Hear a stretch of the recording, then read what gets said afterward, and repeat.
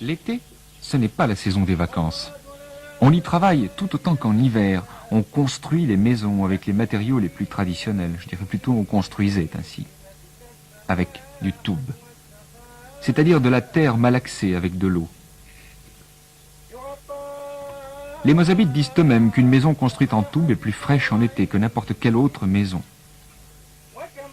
Et le travail en est très simple. On fait des briques avec des moules en bois, on fait sécher au soleil, et puis on les assemble avec du mortier de toub. Protégée par un enduit de chaux ou de plâtre, la maison durera des siècles.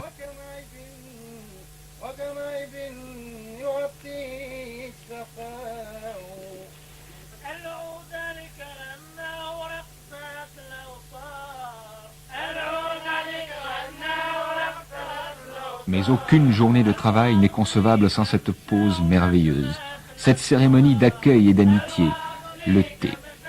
3 petits verres de thé à la menthe, le thé au nana, sous les palmiers, dans un jardin embaumé de jasmin et de chèvrefeuille. Ne serait-ce pas par hasard cela qu'on appelle la qualité de la vie, ce bonheur après lequel nous courons tous sous nos latitudes et que nous rattrapons si rarement. Pour moi, le thé, c'est une certaine forme de bonheur, ineffable et tranquille.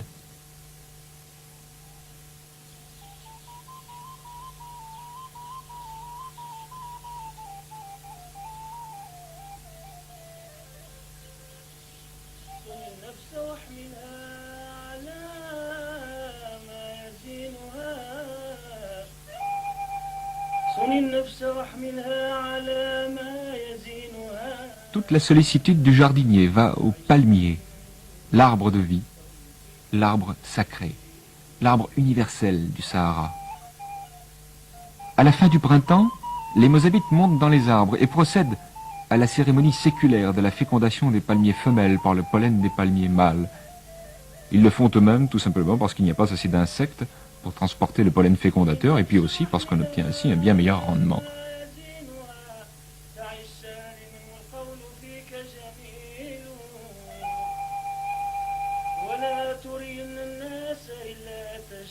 Au fil de l'été, et surtout à partir de la mi-septembre, les régimes de dattes s'alourdissent peu à peu et les plus beaux d'entre eux sont mis sous des housses de protection qui les abriteront des oiseaux.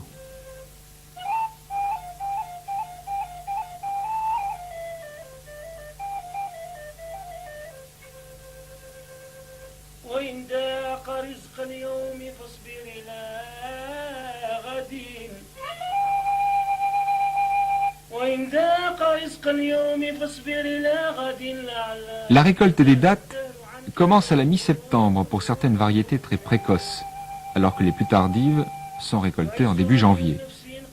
Mais le gros de la production, c'est le mois d'octobre, alors que plus au sud, dans les palmeries du Tibesti, au Tchad, ou de l'Aïr, au Niger, ou bien en Mauritanie, la Guetna, comme on dit dans l'adrar mauritanien, la grande récolte se situe en juillet-août.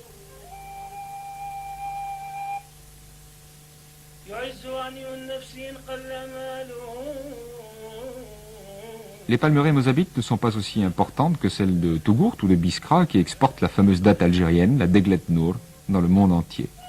Enfin, on y trouve quand même une 60aine de variétés de dattes dont les plus connues, enfin du moins celles que je préfère, sont la Tam Jahourt, qui est une grosse datte rouge, ou la Ulkbela, qui est une délicieuse datte blonde qui fond sous la dent.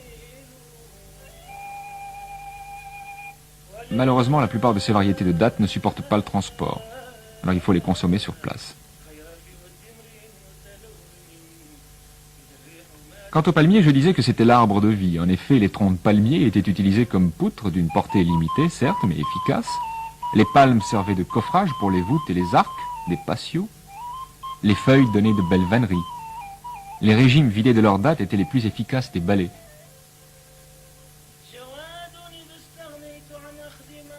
Les dattes elles-mêmes étaient là pour la nourriture.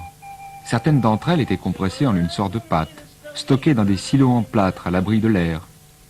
Parfois pendant des années, vieille technique de l'âge des invasions qui permettait au moins partiellement d'échapper aux redzoux des tribus guerrières.